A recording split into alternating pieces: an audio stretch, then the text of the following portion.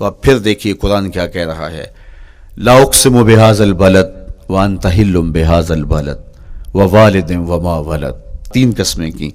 اس کے بعد ارشاد فرمایا لقد خلقنا الانسان فی کبد، ہم نے انسان کو مشکلوں میں، مصائب میں، آلام میں رہتا ہوا پیدا کیا. کہتے ہیں جب حضرت انسان کی تخلیق ہوئی تو اس کا خمیر جب گویا جا رہا تھا تو اس کے اوپر 39 دن تک آزمائشوں کی، دکھوں کی، تکلیفوں کی بارش ہوئی، اور 1 دن خوشیوں اور مسرتوں کا می برسا. تو انسان کی زندگی کے اندر حالات سے ٹکرانا اور دکھوں کو سہنا اور دکھوں سے مقابلہ کرنا یہ سیکھنا پڑے گا، اور جب انسان اس کو عملی طور پر سیکھ جائے گا تو پھر زندگی کا جمال اور زندگی کا حسن نصیب ہوگا. دوسری بات، ہمیں اپنی زندگی میں 7 چیزوں کو اپنا اصول بنا لینا چاہیے، اور یہ 7 چیزیں وہ ہیں جو ہماری زندگی کو ایک خوبصورت سانچے میں ڈھال کر کے ہمیں ایک پاکیزہ اور ستھرا انسان بنا دیتی ہیں. پہلی چیز، التمسک بکتاب اللہ، اللہ کی کتاب سے جڑ جانا، وابستہ ہو جانا. جب ہم کتاب اللہ سے وابستہ ہو جائیں تو پھر ہمارے باطن کی اور نفس کی تربیت ہوتی ہے، اور پھر ہم وہ مطلوب انسان بنتے ہیں جو ہمارا رب ہم سے تقاضا کرتا ہے.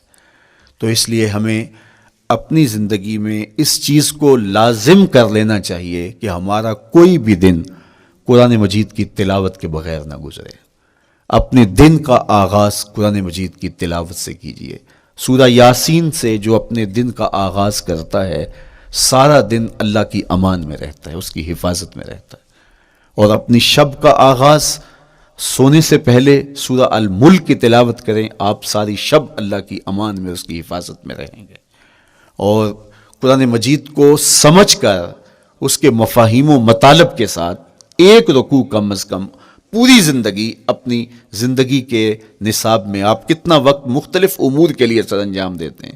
یہ کتاب انسانی ہدایت کے لیے، انسانی تربیت کے لیے، اس سے کوئی اور بہتر اور مؤثر جو ہے وہ نصاب نہیں ہو سکتا ہے.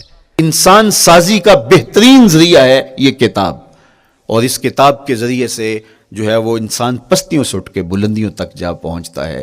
اقبال نے تو کہا کہ گر تمی خواہی مسلمان زیستن، نیست ممکن جز بقرآن زیستن. اگر تو مسلمان بن کے جینا چاہتا ہے تو قرآن کے بغیر ایک قدم بھی نہیں چل سکتا. تو آگے چل کے اسی نظم میں کہا کہ فاش می گوئم آنکھ در دل مزمرست، این کتابیں نیست چیزیں دیگرست. اگر میں کھل کے بیان کر دوں جو میرے سینے میں چھپا ہے تو میں تجھے بتا دوں کھل کے یہ کتاب نہیں، یہ کوئی اور ہی شے ہے. کن لوگوں کو کہاں سے اٹھایا اور یہ کتاب کہاں تک لے گئی، جو باہمی جنگ و جدل میں الجھے ہوئے تھے اور حرف شناس بھی نہیں تھے، جو سواد آشنا بھی نہیں تھے، پھر انہوں نے جو ہے وہ روما کی سلطنت بھی الٹ کے رکھ دی. یہ کرشمہ تھا اس کتاب کا جس نے زندگی کا جمال ان کی روحوں کے اندر پیدا کر دیا. تو میں اور آپ اپنی زندگی میں قرآن مجید سے کبھی بھی دور نہ ہوں. روزانہ کی بنیاد پہ آپ تلاوت کلام مجید اپنی زندگی میں شامل رکھیں. انشاءاللہ اس کے اجالے دنیا میں اور آخرت میں آپ اپنی آنکھوں سے مشاہدہ کریں گے. حضرت امام احمد بن حنبل فرماتے ہیں میں نے رب سے کہا کہ مجھے اپنا قرب عطا کر. آواز آئی میرا قرب چاہتے ہو تو قرآن پڑھا کرو. یہ رب کی قربت کی بھی ضمانت ہے اور ضبط نفس اور باطن کی تربیت کا بھی ذریعہ ہے. اچھا، دوسری بات، والاقتداء بسنت رسول اللہ صلی اللہ علیہ وآلہ وسلم. ہمارے لیے بہترین نمونہ ہمارے حضور علیہ الصلوۃ والسلام کی زندگی ہے. حضور کے دیا ہوا نظام حیات ہے جس پر حضور نے خود عمل کر کے دکھایا. میرا عشق رسول، میری محبت رسول اس بات کا تقاضا کرتی ہے کہ میں ان کے طریقہ حیات کے مطابق اپنی زندگی گزاروں. اسلام دعوے کی بات نہیں کرتا، دلیل ہم سے مانگتا ہے. آج میں کہتا ہوں میں عاشق رسول ہوں، اور اتنا بڑا عاشق رسول ہوں کہ میرے جیسا زمانے میں دوسرا کوئی نہیں. میرے جذبات ایسے دکھائی دیتے ہیں آسمان کو چیر دوں گا اور زمین کو پھاڑ دوں گا، لیکن ہمسایوں کے ساتھ میرا سلوک بتاتا ہے کہ میں عاشق رسول نہیں ہوں. دوستوں کے ساتھ میرا رویہ بتاتا ہے کہ میں عاشق رسول نہیں ہوں. میں کسی سے وعدہ کرتا ہوں اور پھر اس پہ پورا نہیں اتر پاتا، تو صاحب پھر آپ عاشق رسول نہیں ہیں، آپ کچھ اور ہیں. عشق رسول تو یہ ہے کہ میرے محبوب علیہ السلام نے کسی سے عہد کیا ہے کہ تمہارے آنے تک میں یہاں کھڑا ہوں، اور وہ جا کے بھول جاتا ہے، اور میرے حضور 3 دن وہاں منتظر رہتے ہیں۔ وہ اچانک گزرا اور دیکھا تو حضور علیہ الصلوۃ والسلام کھڑے ہیں، تو خود پریشان ہوا، صرف اتنی بات اسے کہی، صاحب تو نے مجھے مشکل میں ڈال دیا، تو نے مجھے مشقت میں ڈال دیا، عہد کیا ہے تو پھر اس کی پاسداری نبھا کے دکھائی۔ اللہ اکبر، میں اگر حضور سے محبت کرنے والا ہوں تو میرا رویہ بتائے کہ میں عاشق رسول ہوں، میری زبان پہ جھوٹ نہیں بول سکتی۔ آپ سے پوچھا گیا کہ مومن بزدلی کر سکتا ہے؟ کہا نہیں، بہادر ہوتا ہے، لیکن ہو سکتا ہے کبھی اس سے بزدلی سرزد بھی ہو جائے۔ پھر پوچھا گیا کہ مومن بخیل ہو سکتا ہے؟ کہا نہیں، سخی ہوتا ہے، لیکن ہو سکتا ہے کبھی اس سے بخل بھی سرزد ہو جائے۔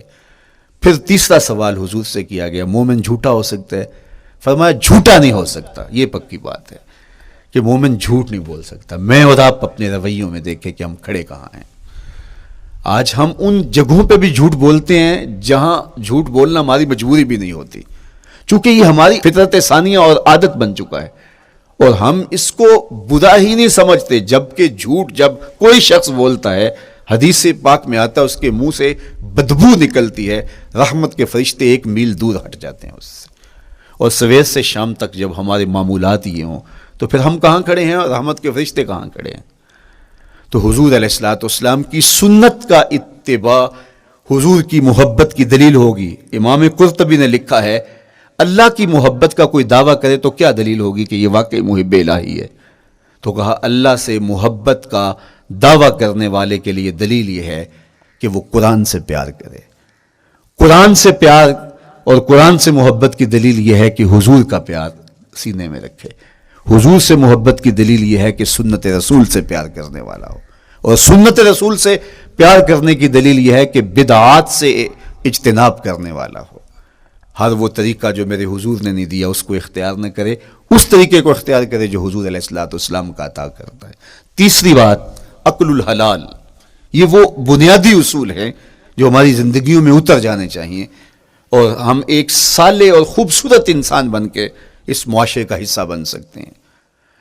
عقل حلال زندگی میں شامل ہو تو زندگی کو جمال نصیب ہوتا ہے، اور باطن اور ظاہر کو طمانینت نصیب ہوتی ہے۔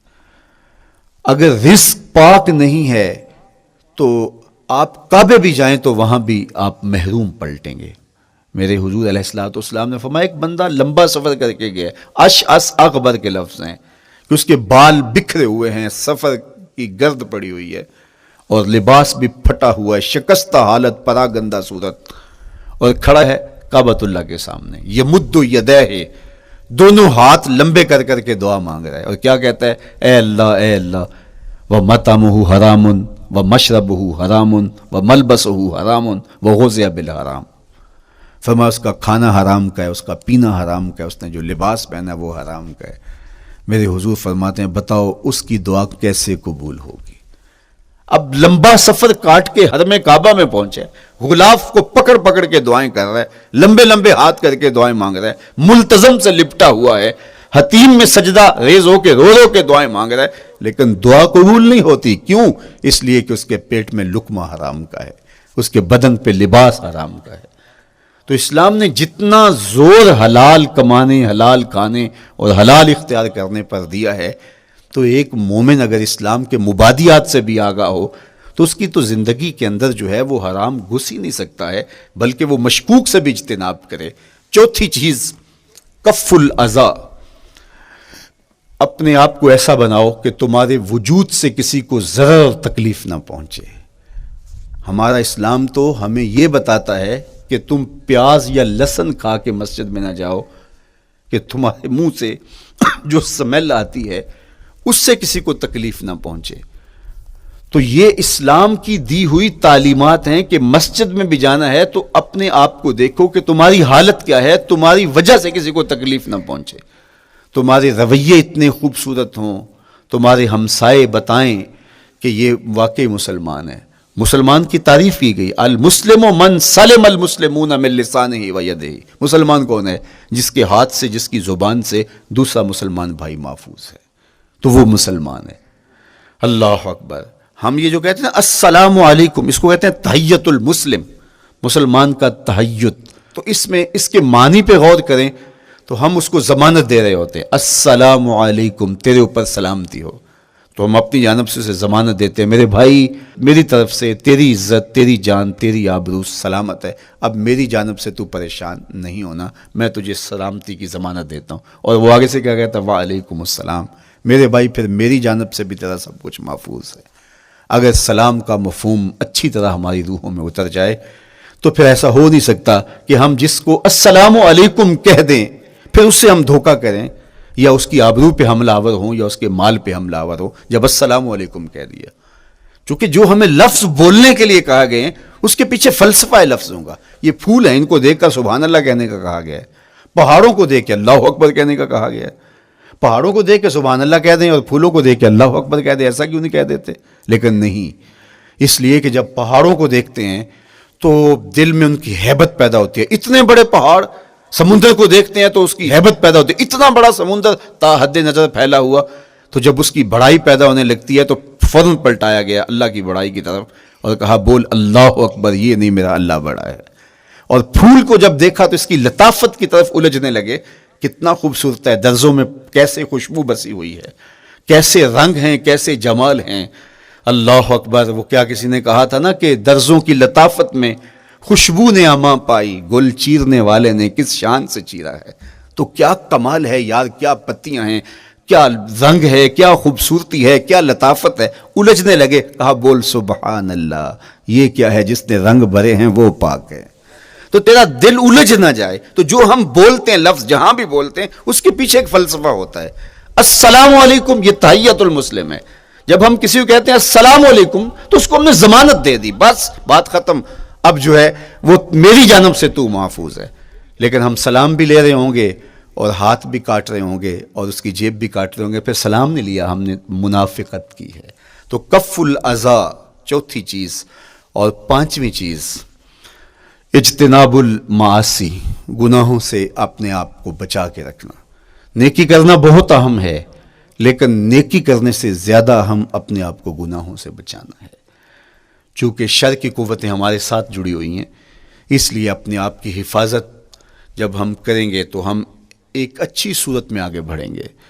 اور چھٹی چیز وہ ہے التوبہ، توبہ تسلسل کے ساتھ کرتے رہیے۔ یہ تصور کہ بڑھاپے میں توبہ کریں گے، یہ تصور کہاں سے آیا؟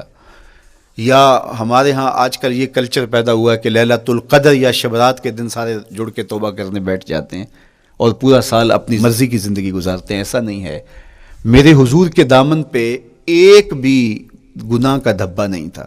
ہم نبیوں کی عصمت کے قائل ہیں، کسی نبی پر کوئی گناہ کا دھبا نہیں ہوتا۔ اگر اس امکان کو بھی تسلیم کر لیا جائے تو ساری شریعت مشکوک ہو جاتی ہے، لیکن اس کے باوجود حضور فرمایا میں دن میں اللہ سے 100 بار توبہ کرتا ہوں، ایک دن میں 100 مرتبہ توبہ کرتا ہوں۔ میں اور آپ دیکھیں کہ ہم کیا اس معمول کو اپنی زندگی میں شامل کیے ہوئے ہیں۔ جب انسان توبہ کرتا ہے، جب غسل کر لیتا ہے نا ایک دفعہ، تو پھر وہ بچ بچ کے چلتا ہے کہ کوئی گرد دوبارہ پڑ نہ جائے، اور جب وہ لتھڑا ہوا ہو تو پھر اس کو پرواہ بھی نہیں ہوتی۔ اس لیے ہمیں بار بار غسل کرنے کی، بار بار توبہ کرنے کی تلقین کی گئی ہے تاکہ ہم پھر نئے گناہوں سے بچتے رہیں گے۔ تو اپنی زندگی میں توبہ کا تسلسل کیجئے، شام سویرے صبح بار بار اللہ سے توبہ کی اور رجوع کیجئے۔ اور آخری چیز ادا الحقوق، حقوق کا ادا کرنا۔ ہمارے ذمے جو حقوق عائد ہوتے ہیں وہ ہمارے والدین کے ہیں، وہ ہمارے بہن بھائیوں کے ہیں، وہ ہمارے دوستوں کے ہیں، ہمسایوں کے ہیں، ہمارے اساتذہ کے ہیں، کلاس فیلوز کے ہیں۔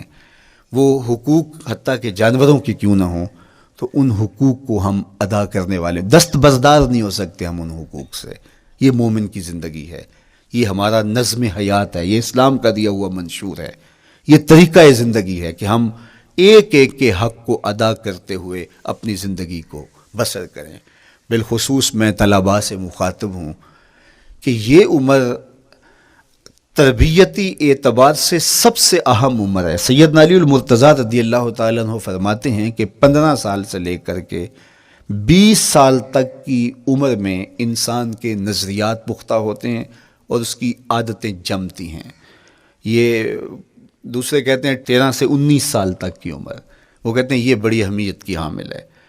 تو 13 سے 19 سال یا 15 سے 20 سال تک کی عمر بعض کا تو ہوتا ہے کہ ابھی بچے ہیں، ماں باپ بھی سستی کرتے ہیں کہ ان کو تہجد کا عادی اب کیوں بنائیں، ابھی تو یہ بچے ہیں، ان کو ان چیزوں سے، چھوٹی چھوٹی چیزوں کا عادی اب کیوں بنائیں، جب بڑے ہوں گے، سمجھدار ہوں گے، ذمہ داریوں کا بوجھ آئے گا، سب کچھ کر لیں گے، تو پھر اس وقت کرنا مشکل ہوتا ہے، پھر کر نہیں پاتا بندہ۔ تو جو سیکھنا ہے، جو عادتیں پختہ کرنی ہے، وہ اسی زندگی میں ہوتی ہیں۔